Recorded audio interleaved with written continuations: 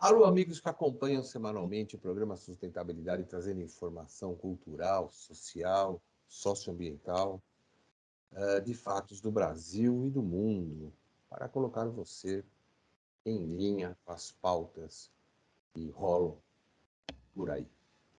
E hoje uma história muito interessante do amigo jornalista e escritor Cláudio Amaral, que vai lançar um livro sobre a história de um cabo, e é o sogro dele, que completaria 100 anos agora, que esteve na Segunda Guerra Mundial, e ele pegou os relatos de essa jornada tão difícil e vai contar um pouquinho sobre aquilo que esse livro conta e registra historicamente.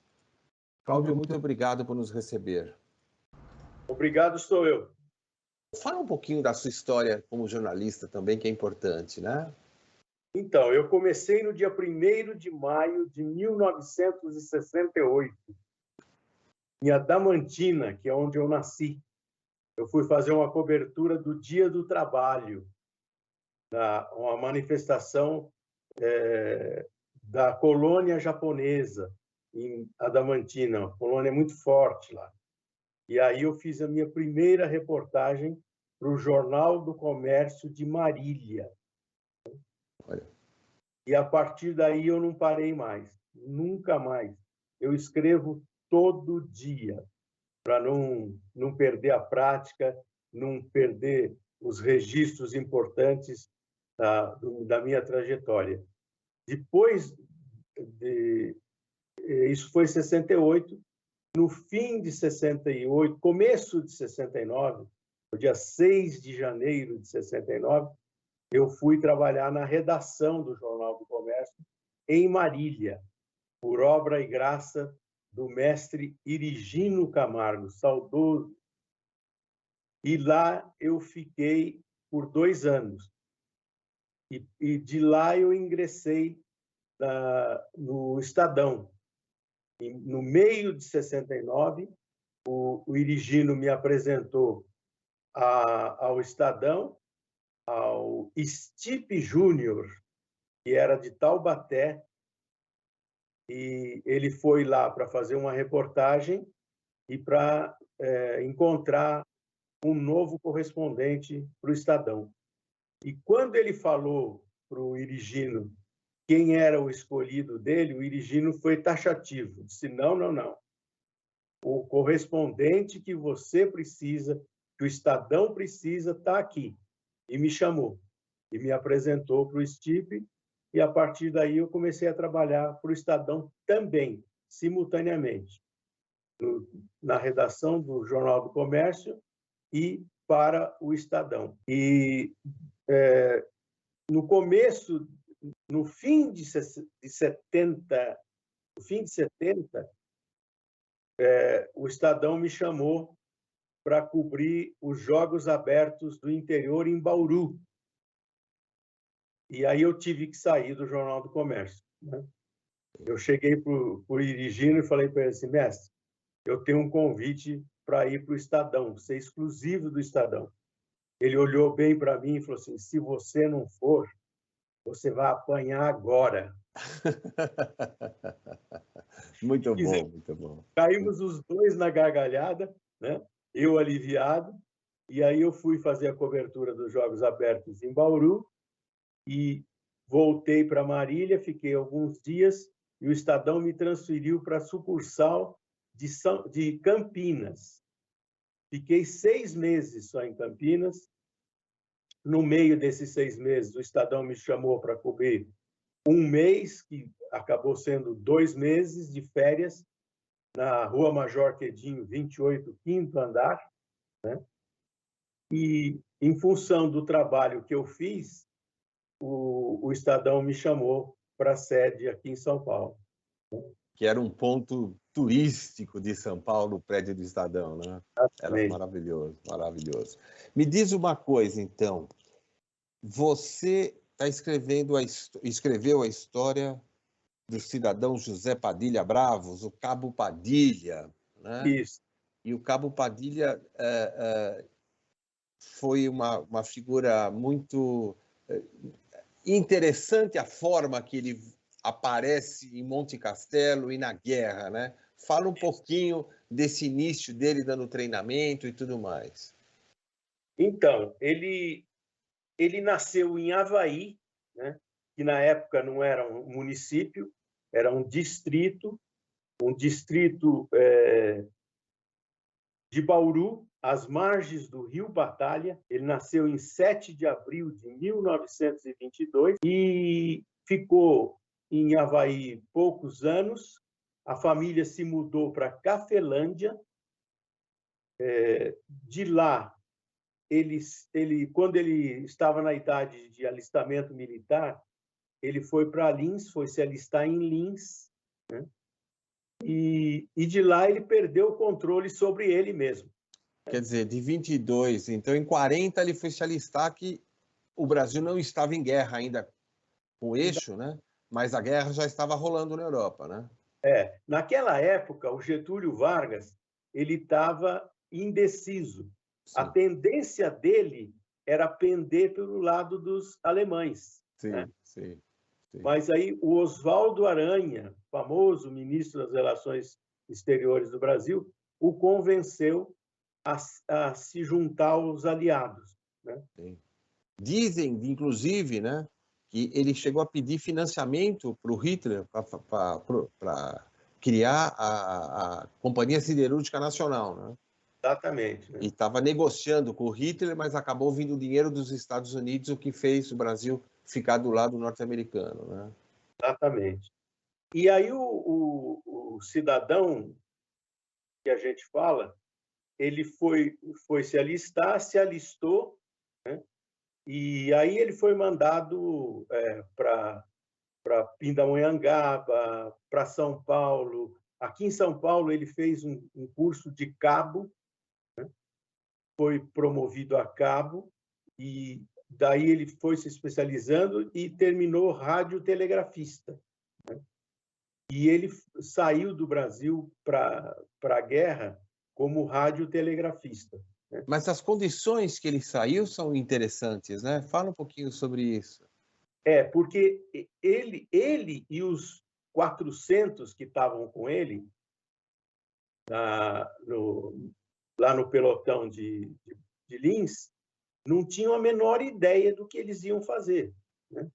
Eles achavam que iam servir, cumprir um ano de exército e acabou. Né? Em terras brasileiras, obviamente. Terras brasileiras, Quando eles deu conta, ele estava embarcando num navio dos Estados Unidos, né? E quando ele caiu em si, ele estava em alto mar. Né? Tanto que ele tem ele descreve a saída dele, o afastamento do navio em que ele estava, como assim uma questão poética, né? Parece um poeta escrevendo. Né? Porque ele achou que era uma viagem quase um cruzeiro, vai se afastando do cais. E aí ele foi indo, foi vendo aqueles pontos interessantes do mar, né? E quando ele viu, dias depois, ele estava desembarcando em Nápoles. Né?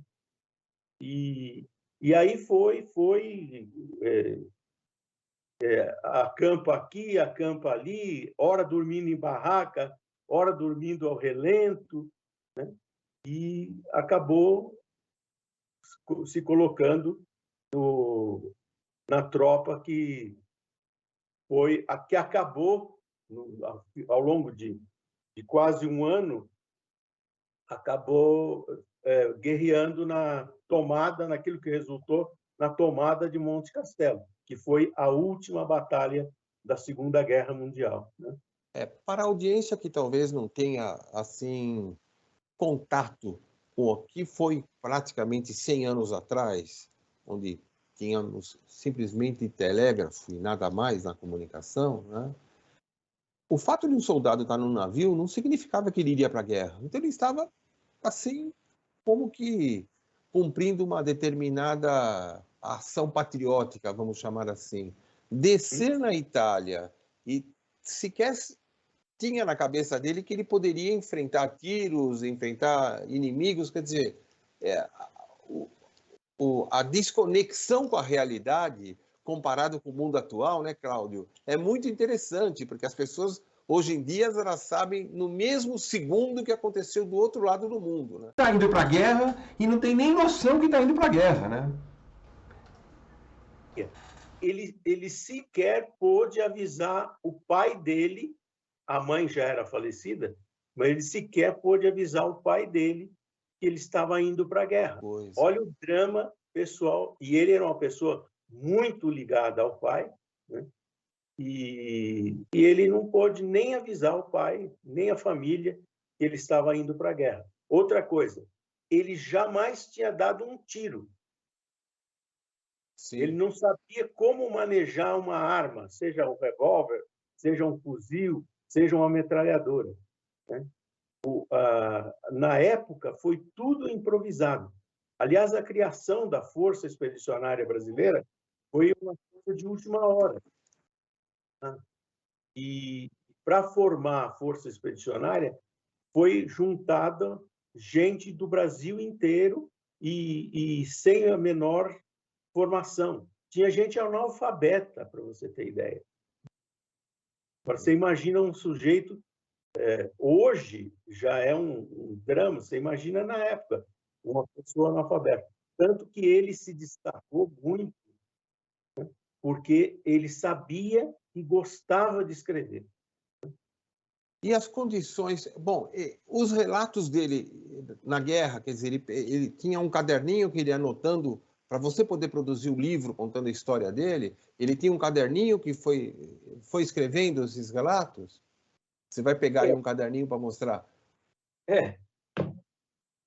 Ele tinha...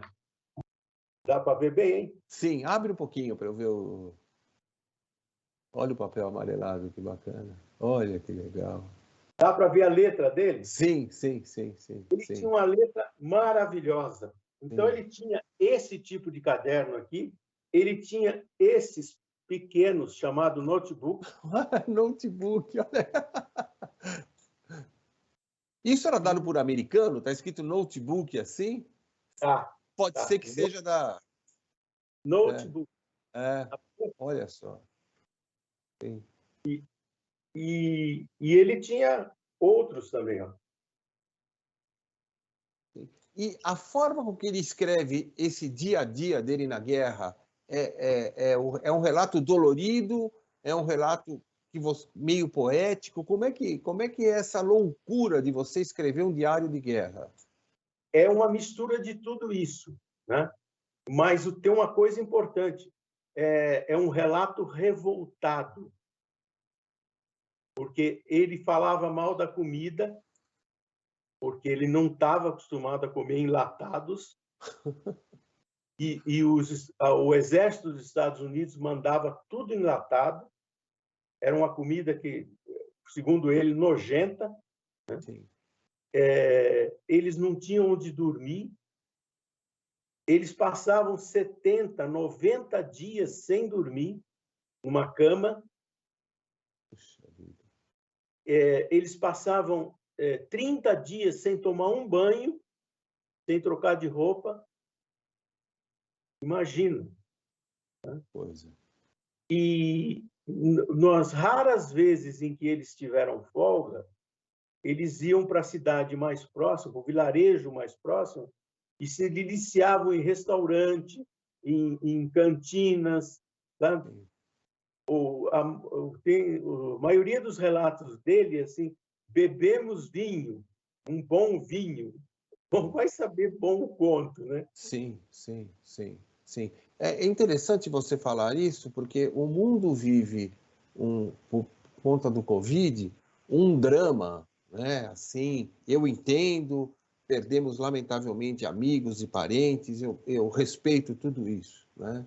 Mas quando a gente vê a história de uma pessoa que sobe no navio e acorda no meio da guerra, né? a gente vê o que é drama de fato, onde não tem comida, não tem banho, não tem água, não tem banheiro, não tem nada, né, Cláudio? Não tem nada. E esses relatos dele tem detalhes do tipo, morreram amigos hoje? Como é que é digamos, esse diário, né, da vida dele? Então, depois que ele chegou no Brasil, depois que ele voltou para o Brasil, ele já não podia nem ir para Lins, nem para Cafelândia, muito menos para Havaí, onde já não tinha mais gente conhecida dele. Então, ele acabou indo para Marília, porque a família dele estava toda em Marília. E lá, ele pegou esses notebooks e começou a escrever o diário. Ah, olha que bacana, Diário do Combatente. Olha, quer dizer, ele imprimiu um livro, então, na verdade, fazendo um resumo de tudo isso. Ele escreveu, né, tudo manuscrito. Olha, que bacana. Sim, sim. E depois,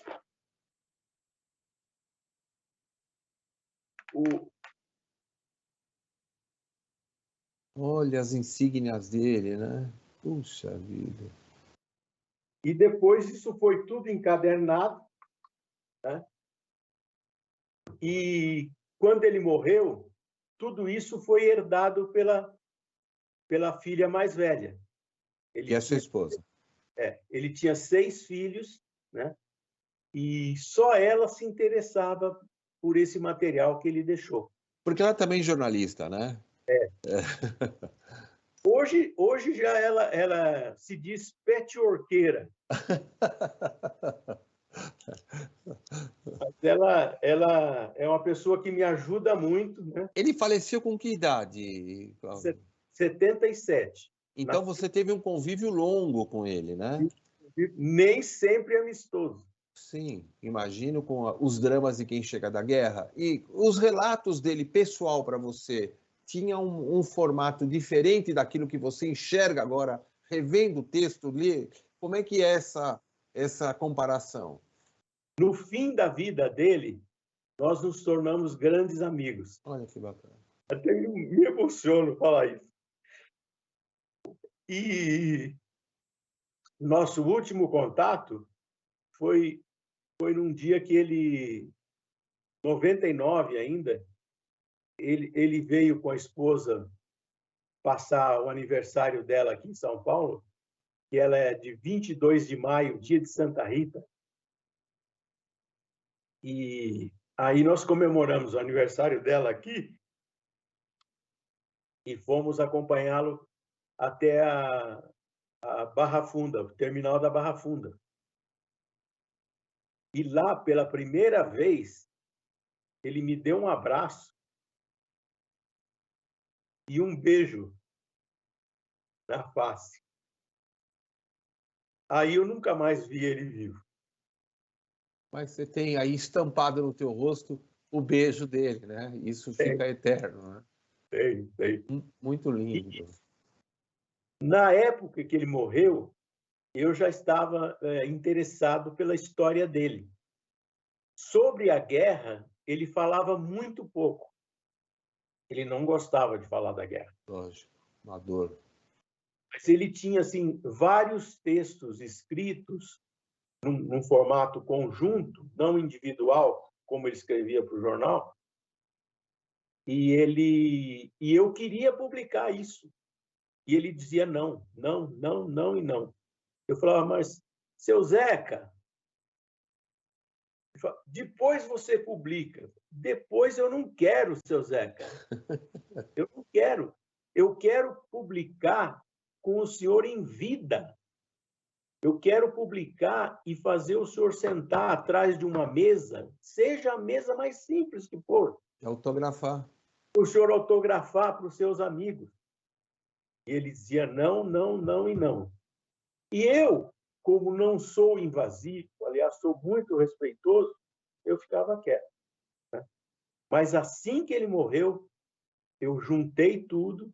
A minha sogra, a mãe da Sueli, Dona Cida, que Deus a tenha, deixou tudo com a gente. Tudo, E há tudo. quantos anos você está compilando, então, toda essa história? Ó, já faz, vamos dizer assim, 25 anos, quase. E Né?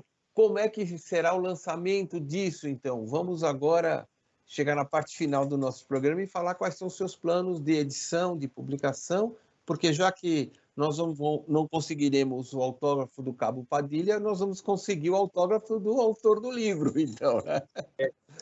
Se possível, dos dois, né? Meu e da Sueli, né? Lógico, Ela é coautora, né? lógico. Ele era muito bairrista, né? Isso eu conto na biografia dele. Né? Para ele, tudo o que importava eram as coisas de Marília, embora ele não tenha nascido lá. Ele criticava muito o eleitor de Marília que votava em forasteiros, como ele chamava. Né? São aqueles candidatos que iam de fora buscar voto lá. Ele batalhou até conseguir fazer com que Marília elegesse um deputado. Né? Então, para ele, o comércio de Marília era importante, a indústria de Marília é importante, a imprensa de Marília era importante, tudo era o centro de Marília era mais importante para ele. Então, o que eu e a Sueli decidimos? Vamos fazer tudo que nós pudermos em Marília. Perfeito. Então, nós contratamos um estúdio de produção que está produzindo o livro para nós, de Marília. Tentamos, até o quanto pudemos, contratar uma gráfica de Marília, mas não foi possível. Tá? Não tem gráfica que imprime livro. Né? E vamos fazer o lançamento em Marília, no dia 7 de abril de 2022, ou seja, 100 anos depois do nascimento dele, tá? E na Biblioteca Municipal de Marília, que é onde eu e a Sueli achamos que ele gostaria que fosse feito. Muito, muito legal isso, é muito emocionante ver o respeito que você demonstra para a história dele, porque você vai colocar depois o livro na Amazon também, né? O livro eletrônico e tal. Mas mesmo assim você quer manter a história dele de acordo com as sementes que ele lançou nessa trajetória, né? Você como escritor, é teu primeiro livro? Fala um pouquinho sobre isso. Não, meu primeiro livro foi... Não estou achando aqui agora. Achei. Meu primeiro livro foi esse. Tá. Um lenço, um folheto e a roupa do corpo. Sim. Né? Que é a história do jornalista católico apostólico romano praticante que ficou 40 dias e 40 noites perambulando pelas ruas de São Paulo em busca de solução para um caso de relacionamento humano complicado de se entender. E quantos outros você mais acabou escrevendo? Então, eu tenho esse livro de crônicas. Sim. Porque eu escrevo crônicas aleatoriamente, mas assim, várias por mês, né? Eu já estou na 425. Puxa. E nesse aqui eu reuni as 100 primeiras. Tá, perfeito. Então, em breve teremos também as outras 300 e tantas aí, num segundo livro também, né? De crônicas, né?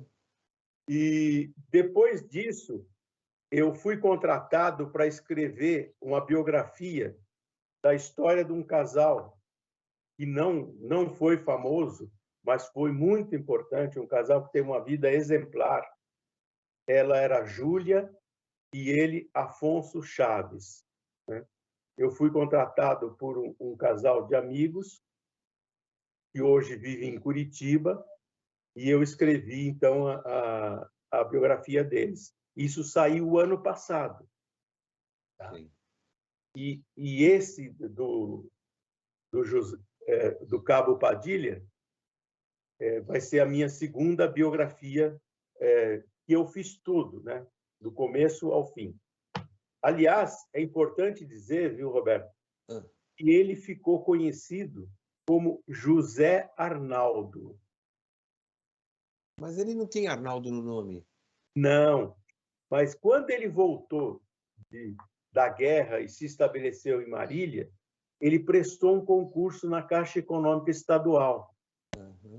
E foi aprovado e passou, assumiu o cargo de tesoureiro da Caixa. E o primeiro posto que tinha vago, que ele assumiu, foi em Araçatuba. Então, ele foi para Araçatuba, assumiu, voltou para Marília, se casou e eles se mudaram para Araçatuba. Nós estamos chegando no final do... Infelizmente, o tempo passa rápido. Me fala uma coisa, sua esposa é coautora, né? Sim. E como é que foi para ela a experiência de escrever sobre a vida do pai? Quer dizer, ela tem que se desvincular da emoção, ora colocar emoção. Como é que foi essa experiência? Escrever, ela não escreveu, mas ela teve uma participação importante porque ela foi uma fonte, a principal fonte de informação, e ela teve uma participação fundamental no Diário de Guerra. Porque o livro que nós vamos lançar no dia 7, ele é praticamente 2 livros em um. A primeira parte é a biografia, né? E a segunda parte é esse diário de guerra aqui. Então, ela resolveu digitalizar todo esse diário, né? Nós temos aqui, ó, não sei se vai dar para você ver. Um CD com... Um CD, Sim. Com esse diário de guerra todo digitalizado. Aí ela fez 8 exemplares, só 8, deu um para cada irmão, são 6, né? Ela e mais 5. E nós fomos para Marília na festa da mãe e ela lançou esse CD, né?